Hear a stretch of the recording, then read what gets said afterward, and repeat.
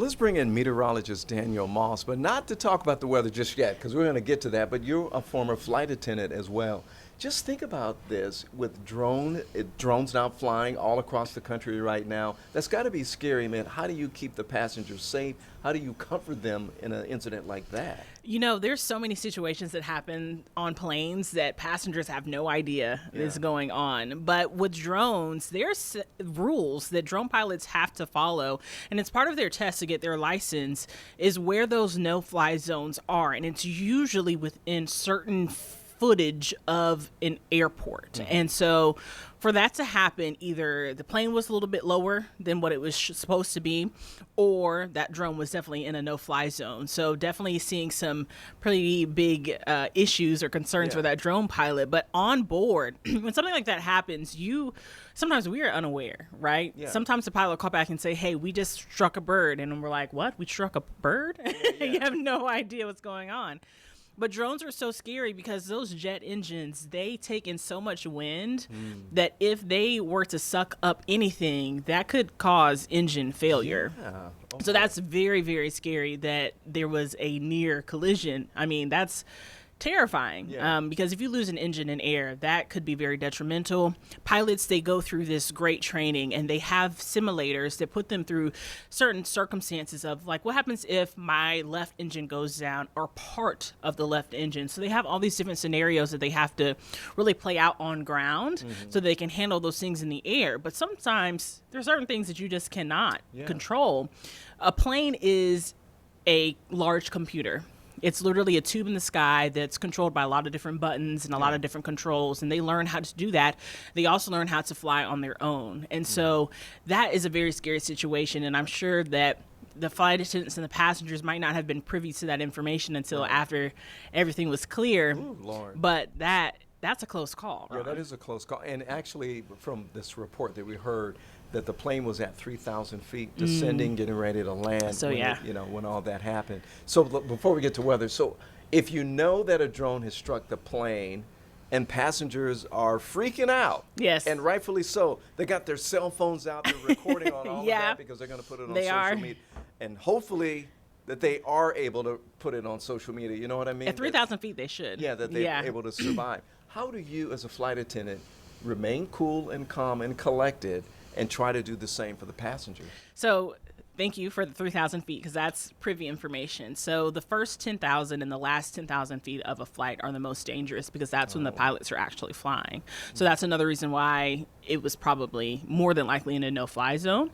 When they have those instruments in their hands, human error is involved. So that's why you hear the double bells. Once you hear the first seatbelt sign, then you'll hear double bells. That signifies that you're in that 10,000 feet. You'll see your flight attendants go to their seats, put on their jump seats. Yeah. And at that point, as a flight attendant, I would have been strapped in. I hope you as a passenger are in your seatbelt.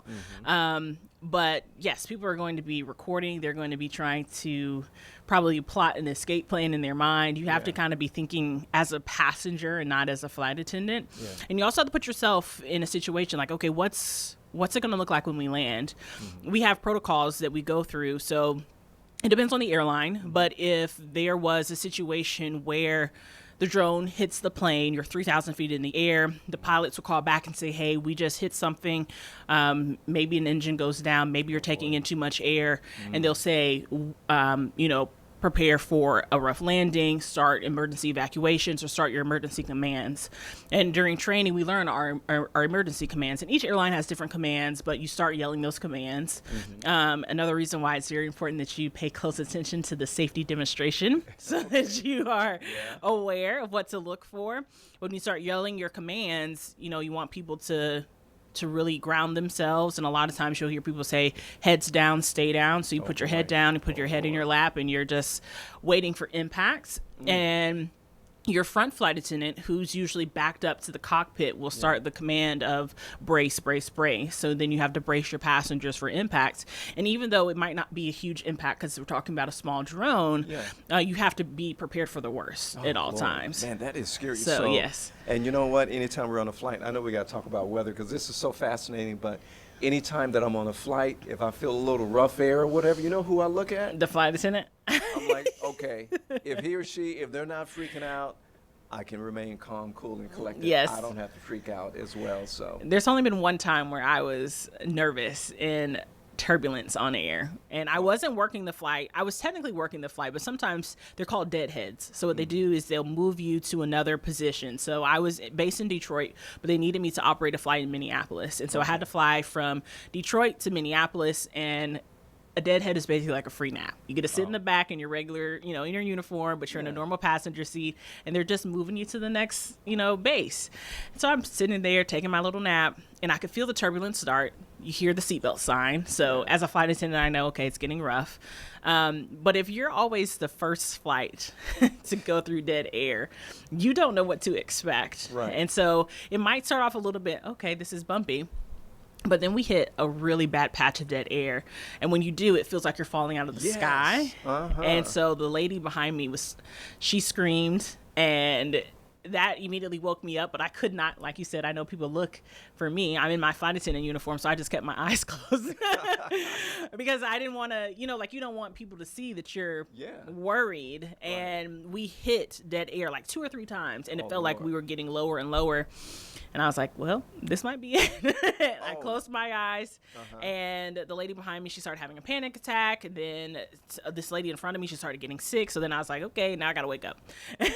And by the time it just as fast as it happened, we hit smooth air, and the pilot came on, and he was like, sorry about that. We hit some dead air, folks, and we were the first flight to go through that. So the good news is no one behind us will have to go through what we just did. There you go. There you go. And I'm sure the pilot, they have to we're okay, ladies and gentlemen. Exactly. I don't know if in the cockpit they're like, what's going on? What's going on? With the controls, and hey, ladies and gentlemen, we're going to continue to cruise at it. Yes. Anyway. Let's talk about the weather. Yes. That is really fascinating, when it comes to I could talk traveling. about flying forever. I know, and I would love to But talk that's to you how about I that. fell in love with the weather, though, Ron. I didn't know that I wanted to be a meteorologist right out of college. I couldn't find a job. I decided, you know what? Let's be a flight attendant and just be free. And I did that for 3 years, and I fell in love with the weather. Look at that transition. I know. Look at that transition. I know. So it's hot out there, but you had some other concerns. Yeah, so we were tracking some showers and thunderstorms. Since I was a flight attendant, now I can tell you about these strong storms that we are continuing to monitor. Here's looking at your current satellite and radar. It is a very active evening. It's one of those evenings where we should be quiet, but unfortunately we're not. We're looking at some heavy showers that are moving really close to Athens there, even close to Oconee County. The severe thunderstorm warning that was in effect for Habersham County, that has expired. However, we have a new one. This is a severe thunderstorm warning for Putnam. This is until 7:45 this evening. You can see over the last hour how this storm has progressed. It is definitely dropping a lot of heavy rain, and we definitely hear some rumbles of thunder. There were several lightning strikes as well. I want to zoom in on all those lightning strikes within the last 15 minutes. So this is definitely a loud thunderstorm. It's one of those storms that develops and you can hear the thunder. You can probably see the lightning. Hopefully you're not too close to Lake Oconee, but this is very interesting. This is a look at our hail tracks. In fact, what happened is that it looks like I put a query on this, but it has gotten worse since I came and sat down. So I'm going to query this. This is very large size hail. So that hail there south of Phoenix is greater than an inch, almost an inch and a half, and even north of Phoenix. So that is definitely showing us some really strong hail. That's the size that it was when I first put my initial query on. That was less than an inch. And within 15 minutes or so, we are seeing that hail size really increase. This is near Old Phoenix Road. And if you know anyone, this is near Eatonton and in between Eatonton and Rockville. If you know anyone in those areas, you definitely want to make sure that they are aware that this storm is definitely packing a punch. And I'm sure that they fully know and they can hear the rumbles of thunder at the very least. I'm continuing to watch the winds. Whenever we see storms develop like this, we have to pay very close attention to them because on a drop of a dime, we could see them turn into a tornado warning. Right now, I'm not seeing any great rotation. In fact, I'll put some movement on this storm. This is how we look to see, are we looking at rotation right now? I don't see anything that's popping out to me, but definitely a very strong thunderstorm there in Putnam County near Eatonton. And they've had a lot of strong storms here very lately. This is a live look into Athens. It was lightly raining a little bit earlier, but it looks like it's drying out just a little bit. Here in Metro Atlanta, No rain. Absolutely gorgeous out there. 93 degrees, but it feels like 98. There's even a nice 13-mile-an-hour wind coming out of the west-northwest. And that's because some of these clouds are getting closer and closer to Metro Atlanta. I don't think that we're going to be seeing any rain here in the city, but we're going to continue to see these temperatures increasing. In fact, tonight's not going to be a cool night by any means. Our overnight temperatures will be into the 70s, but when you factor in the humidity, it's going to feel like the 80s. Tomorrow at lunchtime, already feeling like 93, and we have another chance to see some of those isolated to scattered showers develop once again, and we'll rinse and repeat and do it all again for your Wednesday. There is a heat advisory in effect today for the next 20 minutes until 8 o'clock. Then we start to see that heat advisory once again tomorrow from noon until 8. And you can see exactly why. The high temperature plus the heat index means that it's going to feel like 103. And I think a lot of times people get lost in the actual temperature outside. What you should be concerned about is what it's going to feel like. That's what you should pay close attention to, because that's really your bread and butter during the summer.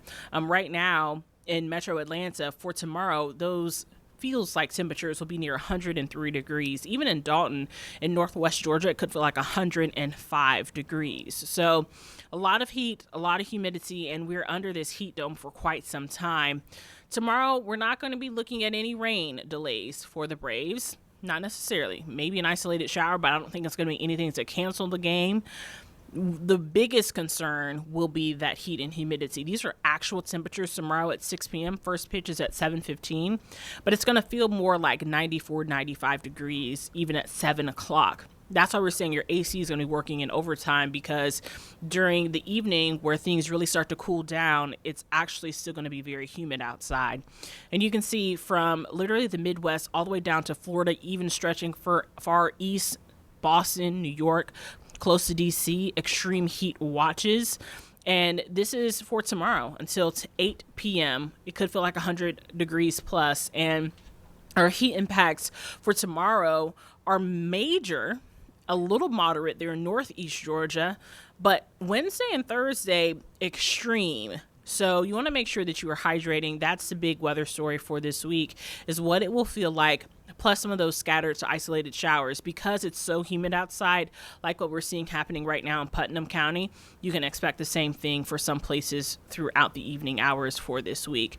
It does look like our 6 to 10 day temperature outlook shows that we will still be above average, however, a little bit cooler than what we are this time. Your 4th of July forecast, I know we're still several days out, but it does look like our highs will be into the upper 90s, and it'll feel like 99 to 100 degrees. Rain chances are increasing for this week. In fact, Thursday, Friday, and Saturday, a 30% chance to see some showers develop. And it looks like as you get closer and closer to the weekend, we look like we're tracking more widespread rain for your Saturday and your Sunday. So something we'll continue to watch, maybe even your Monday. We have to keep our eye on the tropics as well, because the next big question is, if something forms in the Atlantic and it cuts back across to the Gulf, could we be seeing rain impacts from that storm? That's the question that we're watching for. A lot of people say, okay, so what? There's something that could develop in the Atlantic, but that's how it could impact us here in Georgia, not just on the Georgia coast, but if we do see this storm develop way out there in the Atlantic and then cut back across Florida, get into the Gulf waters, and then maybe see some trajectory, bring it back across Georgia, we could be seeing some heavy rain, and that could definitely impact our forecast. Here's a look at your 7-day. Right now, that's not really the conversation, but I will say we are expecting some heavy rain showers on your Sunday and into your Monday. That's why those temperatures take a little bit of a dip. That humidity won't be as bad. If you see some showers outside, you will definitely feel the difference. That's going to cool you off just a little bit, but you want to make sure that you're staying hydrated, because not everyone's going to be seeing rain in the next few days, Ron. We're going to be very isolated with our rain chances, so just make sure, I can't stress this enough, that you just hydrate and take breaks in the shade, wear light, loose-fitted clothing, and try to take care of yourself in the next few days ahead. Yeah, you have to be careful and make sure that we are weather aware. I was going to ask you this real quick before we go to break here, and talk about the drought here, because I know we've been having major wildfires in Colorado and one in Utah that's like more than 94,000 acres, right, and zero containment right now. would that be a threat here if we continue to stay as dry as we are? I will say, Ron, the good news is we've gotten so much rain here in the last few weeks and the last few months that our drought conditions have gotten way better, which is awesome. We still have some dry places, but it's not how it was 2 months ago when we were talking about extreme to exceptional drought. And that definitely plays a part in our forecasting and what we're looking for when we're talking about these rain showers. Whenever you see a lot of lightning and whenever we talk about these, hot and humid conditions, we talked to the lady, earlier today who was saved there in Marietta with the lightning strike. And lightning can cause fires. It can take bark off of trees. It's very, very powerful. So luckily for us, we've gotten enough rain. I think our main concern over the next really stretch of days is if we see these isolated showers and those winds are gusty, we'll be seeing more trees come down. And then that gets even worse because it's so hot and humid. Will people be without power? For instance, the city of Palmetto last night, they were out of power for almost 6 hours during the hottest part of the day from a tree falling on power lines. So, this is one of those situations where the weather, both sides are talking about heat and humidity plus those storms, they could impact us greatly if we do see some trees going down. Yeah, that's the domino effect. Those trees go down, power goes out, we're in temperatures is flirting with triple digits. It can become dangerous. It can become dangerous for a lot of residents out there. Danielle, I love you swinging by here talking about, what it's like being in the air as a flight attendant. Also, your meteorological wizardry that you talk about as well. So very well versed. Thanks for having me, Ron. Yeah, absolutely. We got to get you back here.